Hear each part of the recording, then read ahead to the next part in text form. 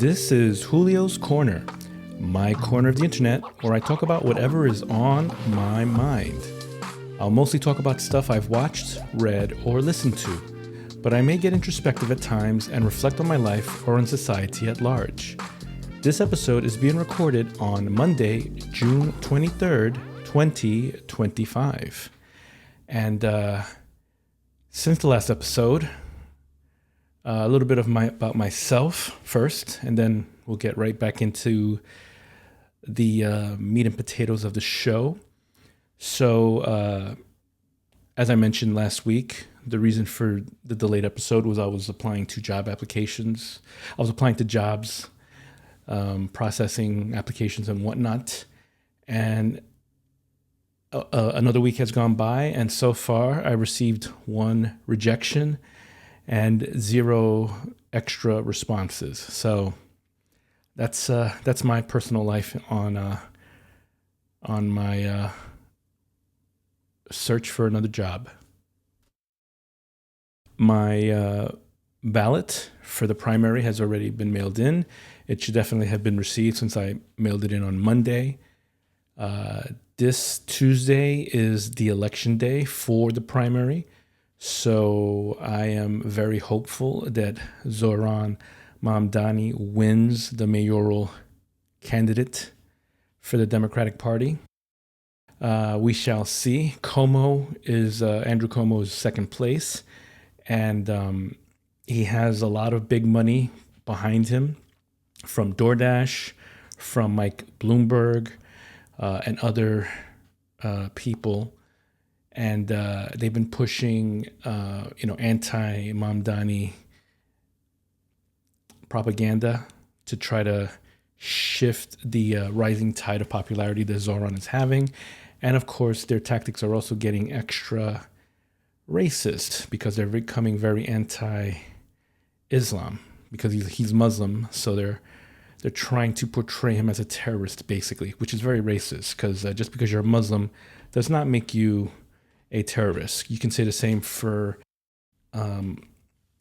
radical Christians, or what about Israel right now, who's committing a genocide and causing terror around around their neighboring nations, like the whole Beepergate situation in Lebanon, and attacking Iran and attacking Syria, I believe, and who knows who else. So.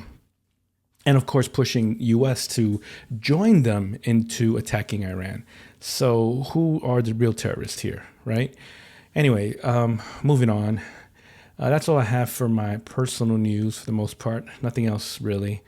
Just reading more comics, trying to get back into Persons of Interest. I still have my notes for that show for some time in the future, but I just... I feel like what's happening right now is a lot more pressing and in the moment of stuff that we need to discuss. So let me get the news jingle going and we'll get right on it.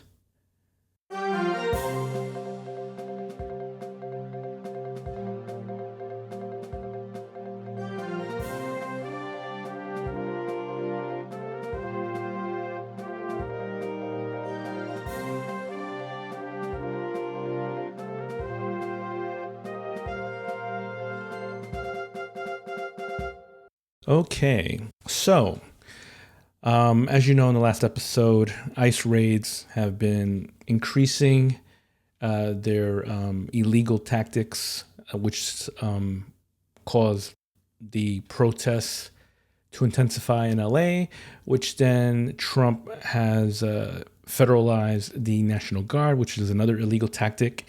And of course, he also sent the Marines, another illegal tactic. And there is a lawsuit pending. Gavin Newsom, the governor of California, is suing Trump to stop these actions because the clause that he used clearly states that you're supposed to get governor approval for these actions, and he hasn't. And one court, I believe a lower court, approved his Newsom's charge, but then another court overturned it. So I believe now this has to go to like the Supreme Court or something else. So while that trial is pending, Trump is continuing with his illegal actions of having the Marines there and federalizing the National Guard. And of course, morale for ICE and all these guys is plummeting because they know what they're doing is illegal. If they didn't, they wouldn't be hiding their face behind masks and not wearing their uniforms, wearing plain clothes, and not having any identifiable markers so we can see who they are, and just doing these things illegally. So if they were human and had a conscience and they don't want to be demoralized, they should just quit their jobs, but they're not doing it. So I really don't have much sympathy for them. So as I was mentioning, so while that's happening, anyway, there are plans for Trump to do this in New York City, where I live, Seattle, Portland, and I believe Washington. I'm not Chicago. That's the other city. So blue cities. He wants to go after sanctuary cities and cities that are known to be mostly blue, which means mostly Democratic, because he's a petty bitch. So, anyways, here in New York, Comptroller Brad Lander, my ranked number 2 for the mayoral primary, he got arrested by ICE because he was in immigration court, part of a program that he volunteers for, where they go to these hearings to help support migrants that are doing these cases to try to seek asylum or seek residency, or just to see what's the pending status of the filing to live here. So he was there with a case. I don't know the guy's name, but while he was there, ICE showed up. The case was dismissed, and as of course Brad Lander and the immigrant left the courthouse and were in the hallway, ICE immediately surrounded them and tried to take the guy in. Brad Lander had his arm around him and requested to see the judicial warrant for his arrest. And instead of doing that, they arrested him. They claimed that he was assaulting an officer by just standing there and questioning the actions of ICE and the police that were backing ICE. Which video clearly shows he's not hitting anyone. He's not attacking or assaulting, as they call it, anyone. He was just there getting assaulted himself and getting arrested. Governor Hochul eventually came there to get him released, and for the moment, that's pretty much the situation. But so already we can see that ICE is starting to increase their vigilance and hostilities here in New York City, and we can only imagine how what to expect. If California is any indication, I can only imagine how it's going to be here when Trump sends the National Guard. He federalizes them here against Hochul's wishes, and of course also then sends in the Marines. So we shall see. In some better news, regarding the parade that Trump had last weekend, practically no one showed up. It was supposedly they were set up for 200,000 people in the audience. They're reporting that 100,000 showed. But it really, if you look at the video footage of it looks like it's even less than that. It was mostly people that were hired as fillers, as seat fillers. And of course, the military who were doing the parade, and Trump and his lackeys that sat next to him. There's also video footage of these people not being entertained by this stupid parade at all. And what's his name? Marco Rubio was caught yawning during the proceedings, which is comical. While that was going on, the No Kings protests, I should say, that happened throughout the country was in the millions. So you have this military parade that had maybe 100,000 show versus the millions and millions of people that showed up for the No Kings Parade, just showing how much the country is against what's happening right now. On top of that, we found more information. We got more information regarding the parade. It cost $45 million in taxes. So money well spent, I guess, because the whole purpose of this new beautiful bill that's trying to pass is to try to cut the deficit and whatnot.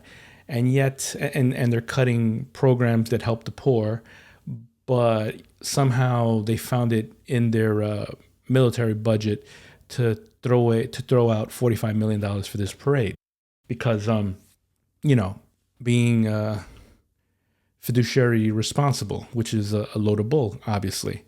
And also, it was the parade was sponsored by Coinbase, which is a Bitcoin bank of some sort. I don't know much about Bitcoin. I avoid cryptocurrency because it's all a scam.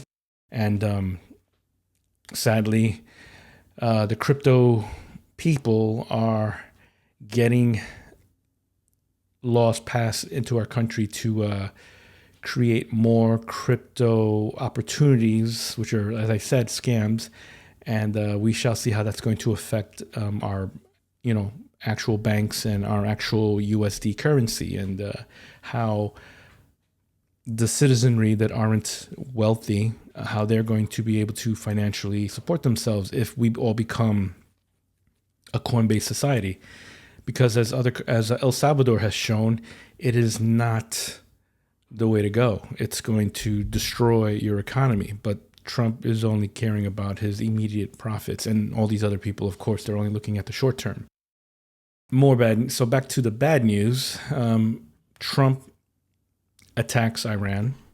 So they've joined sides with Israel to escalate the situation, and the peace president, as he's trying to call himself, he's the anti-war president. I have a headline here that says Trump calls U.S. strikes on Iran a spectacular military success, and he warns of more attacks if Iran doesn't make peace. Like, really? How is escalating violence over there peaceful? If anything, now you're compelling Iran to strike back, because enough is enough. Israel attacked them first. They attack Israel. Israel claims, "Oh, we're victims here. Why don't they just let us attack them and not attack us back? Shame on them." And now we're attacking them, and we're not supposed to expect any retaliation. Like, what the hell? So this is going to be very much like the Iraq War, which was a illegal war made to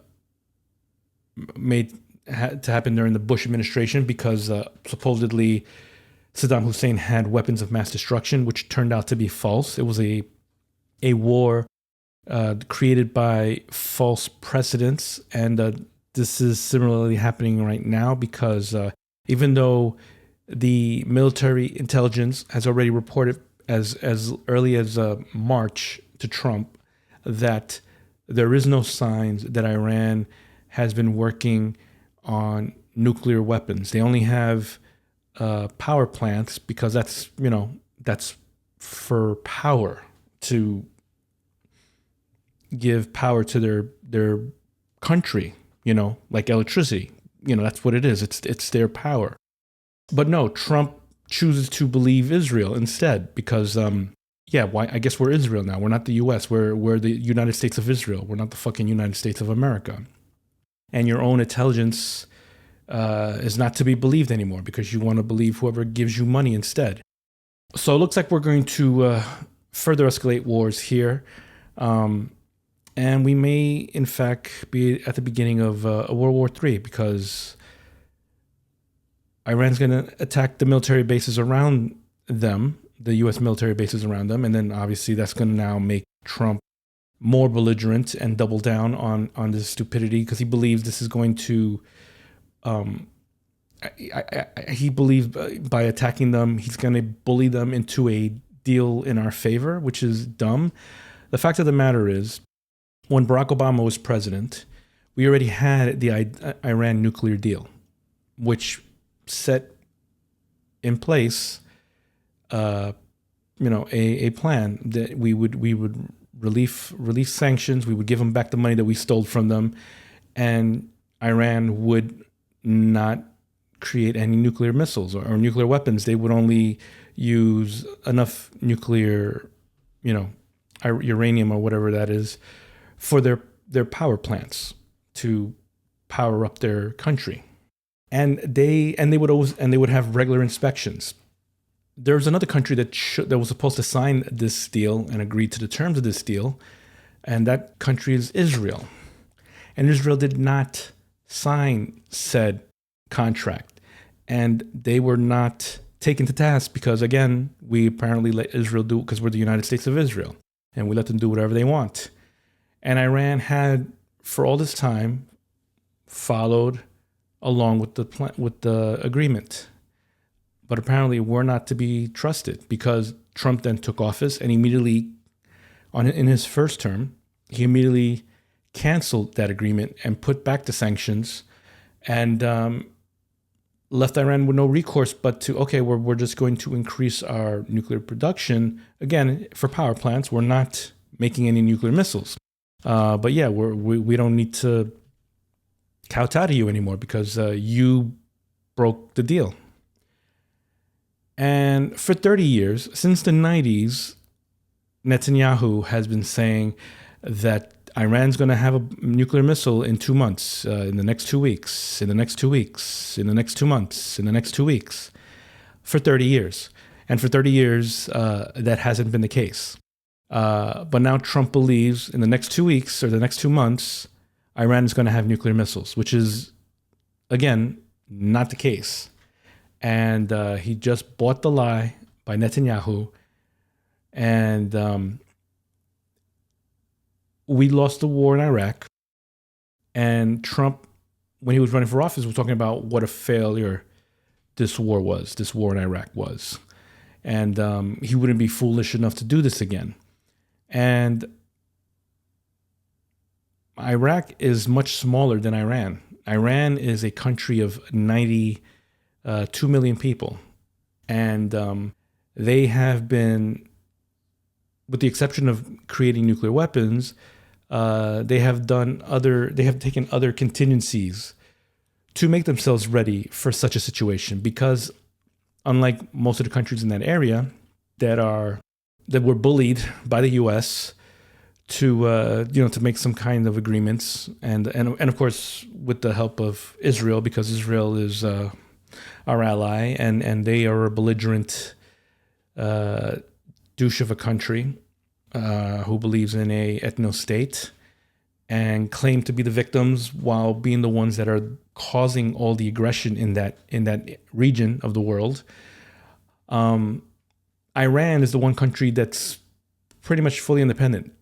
They do not depend on us. They do not have any of these agreements to the petrol. I believe it's an agreement with the petrodollar that a lot of these other countries in the Mideast have, which allows the U.S. to have influence over them and just feel like, yeah, we can push you around. And Iran's like, no, we're not going to allow you to do that. So Trump is trying to get that precedent set with Iran as well. And Iran, like I said, they're not in the mood for that. They're not going to kowtow to us. And why should they?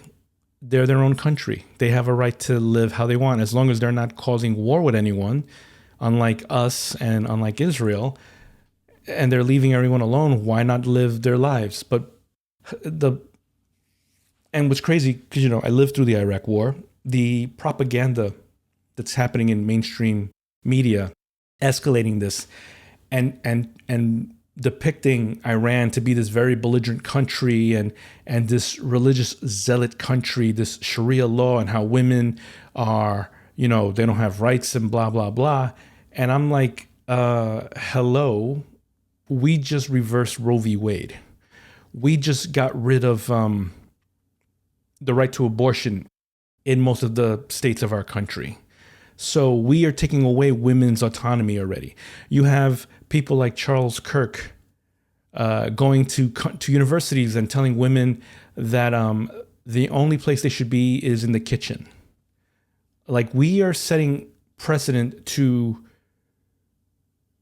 to take away women's rights, and yet we're complaining because of religious ideologies, Christian ideologies, and yet we have the nerve to say this Muslim country are religious zealots and using religion to set these laws against women.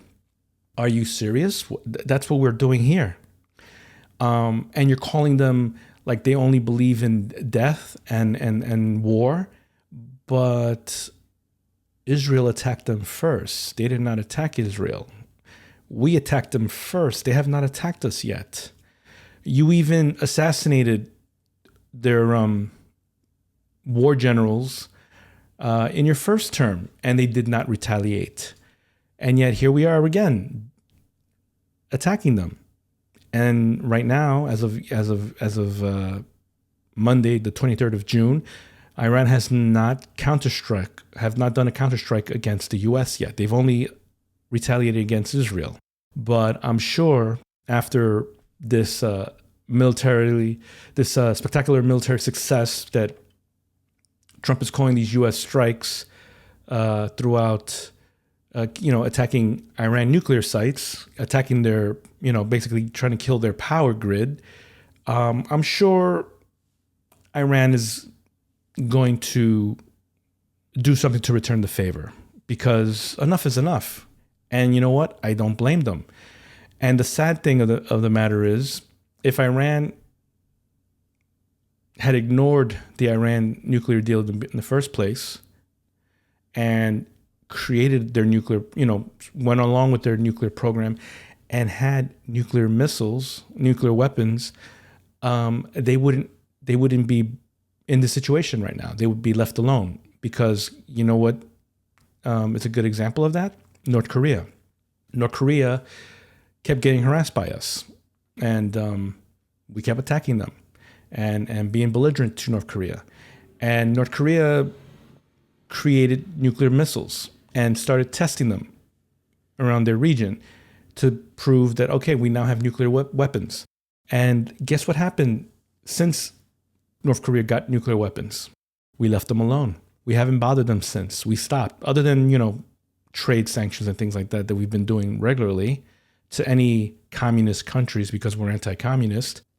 Other than that, we've pretty much forgot all about North Korea. We don't talk about North Korea anymore the way we talk about Iran, because these war-hungry nut jobs in the media and in the Pentagon have been salivating for this war to happen in Iran since the Iraq War, which again we lost, and it cost billions and billions of dollars that could have been used for our country to help the unfortunate. But we don't think about that. So this war will be far worse in terms of how it's going to affect this country. It's going to cost even astronomically more than what the Iraq War has cost, and it's still costing us. And speaking of equal rights and whatnot, the Supreme Court has decided to support Tennessee laws that are banning care for trans kids. So, more anti-trans legislation happening in our country, and the insidiousness of this, because they're doing it to help protect the kids, so they say, which is a load of bull because of other things that we do that obviously do not protect kids. But on top of that, we know what this means is once you set this precedent, once you give them the right-wing agenda this inch, they're going to take a mile. So kids are going to then be applied to trans adults, and it's just a matter of, because they're going to now use this Tennessee law as a proof positive that, hey, yeah, this works for our society, and it's better for our society that men are men and women are women, because we are a Christian nation. And even though the Constitution talks about separation of church and state, we're going to forget about that part of the Constitution because we are now a Christian nationalistic state, and only Christian nationalist ideologies are the law of the land. So screw any religions, screw atheism, just right-wing Christiano-ethno white supremacist ideals. That's the way. That's the law of the land. So those are pretty much the news stories of the day. And what are my thoughts about this? This is destroying any capital the U.S. has globally.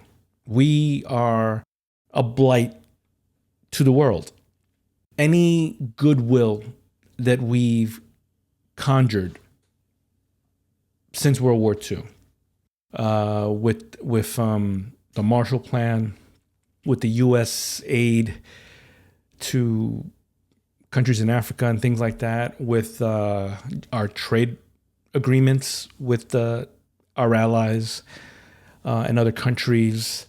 I can't say with our imperialist tactics, because that didn't really help us in as much as Europe was going along for the ride as well, because they were also being imperialistic to other developing nations. But anyways, but we've now, even at this point, especially with what's happening with Iran and letting Israel run amok in the Mideast, it's just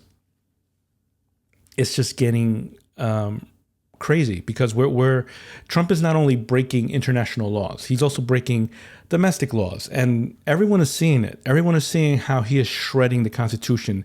This whole martial law thing that's happening in LA and the fact that he's going to do this in other cities like New York, Chicago, Seattle, and Portland.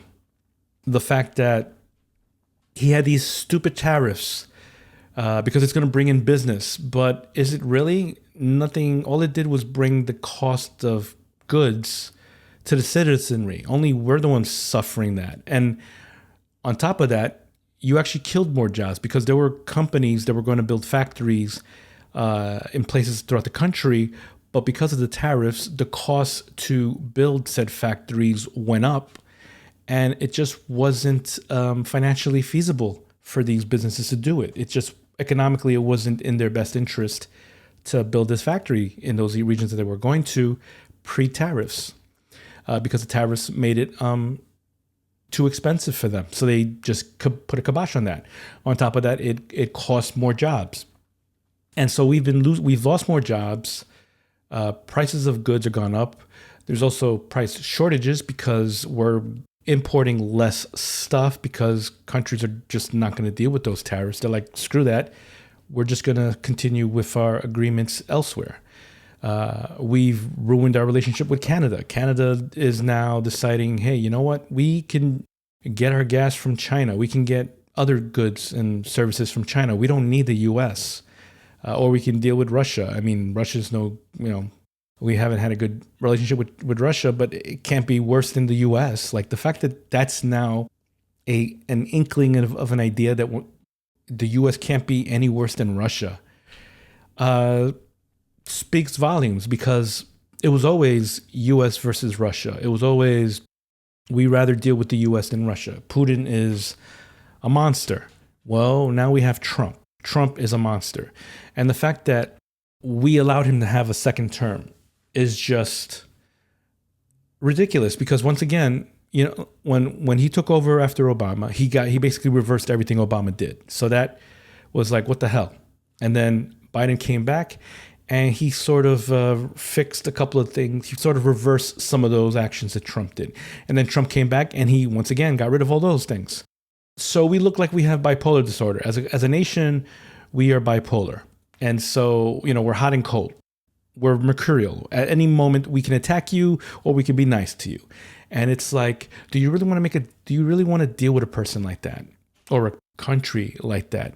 The only thing that this country now has, sadly, in its favor, is not a good thing. The only thing that we have in our favor, that the U.S. has in our favor, is that we are the biggest military in the world compared to other, like the second, I forget what how much, I mean, we spent, Trump just approved a $1 trillion budget to the military. And so I believe compared to the second biggest military nation, we spend 10 times more than they do. So compared to everyone else, we spend way more than everyone else. But the second closest to us is we spend 10 times more than the second closest. So that's all we have going with us. And with our might makes right attitude right now that Trump is implementing both domestically and internationally and globally, it just makes us look like the bad guy. That's what we are. We are the bad guy. And it's just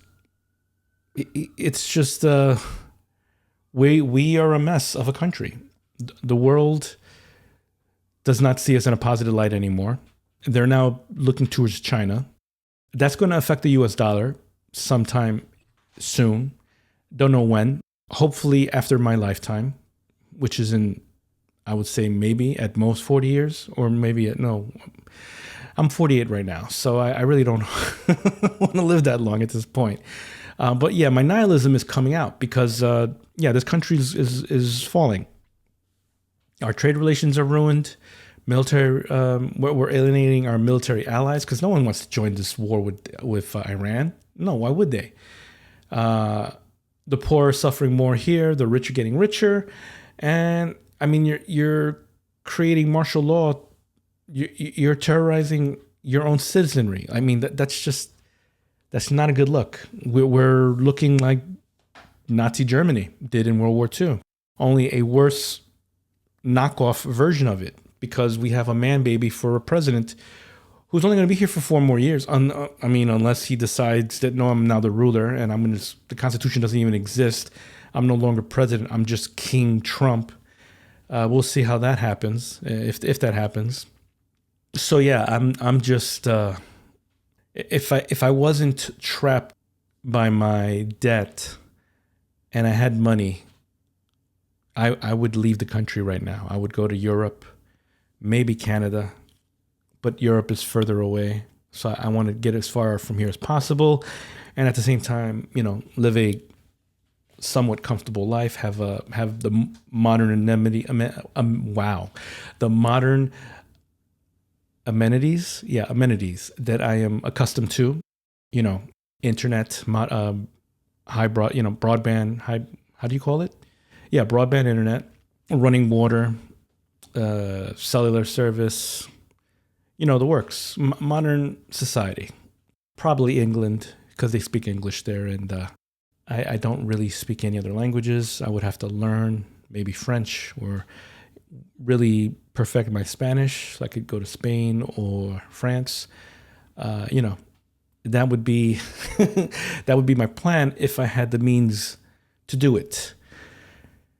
But unfortunately, I do not. So I am stuck here, living this hell, and hoping for someone to get a backbone, for Congress to get a backbone, because what Trump is doing right now, as I mentioned, is just one of many illegal actions that he's taking, because the president can't declare war without approval from Congress. Congress obviously has not approved this military attack, but he went and did it, and the damage is done. I don't know what more can be done. I mean, he should be impeached again, and this time successfully, but no one is lifting a finger. They're just letting all of this happen. And so it's garbage, man. The world is garbage right now. So anyways, that wraps up the show. If you have any questions, comments, or any thoughts you'd like to share, you can reach me via the contact form on my website, or click on the contact me link in the show notes. If you're feeling extra generous, you can click the donate link in the show notes as well and send some dollars my way. This show is licensed under a Creative Commons Attribution 4.0 International License. This means you can share the audio, remix it, do whatever you want. Just say where you got it from. And as always, thank you for listening.